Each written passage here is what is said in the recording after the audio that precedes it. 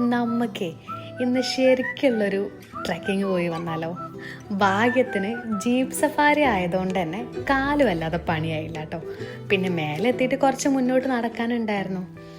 അങ്ങനെ മുന്നോട്ട് ഇങ്ങനെ നടന്നു പോകുന്ന സമയത്ത് കണ്ടൊരു കാഴ്ച എന്ന് പറഞ്ഞാൽ കണ്ണിന് ഭയങ്കര കുളിർമയേകുന്നൊരു കാഴ്ച തന്നെയായിരുന്നു. അല്ല, സത്യം പറഞ്ഞാൽ ഞാൻ കോഴിക്കോട് നിന്ന് വന്നതും ഈ ഒരു കാഴ്ചയ്ക്ക് വേണ്ടി തന്നെയായിരുന്നു കേട്ടോ. ഈ മലയുടെയൊക്കെ ഇടയിലൂടെ ഇങ്ങനെ ഉണർന്നെഴുന്നേറ്റ് വരുന്ന സൂര്യനെ കാണാനായിട്ട് ഒരു പ്രത്യേക രസമായിരുന്നു കേട്ടോ. എനിക്കല്ലെങ്കിലും ഈ സൂര്യോദയം, സൂര്യാസ്തമയം ഇതൊക്കെ ഭയങ്കര ഒരു ക്രേസാണ്. നിങ്ങൾ ജീവിതത്തിൽ എപ്പോഴെങ്കിലും ഇങ്ങനെ ഒരു സൺറൈസ് കണ്ടിട്ടുണ്ടോ?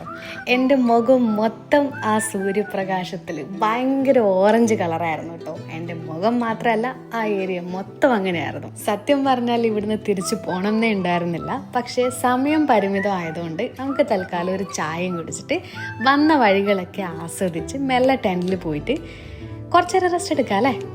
അപ്പോൾ ഓക്കെ, ബൈ.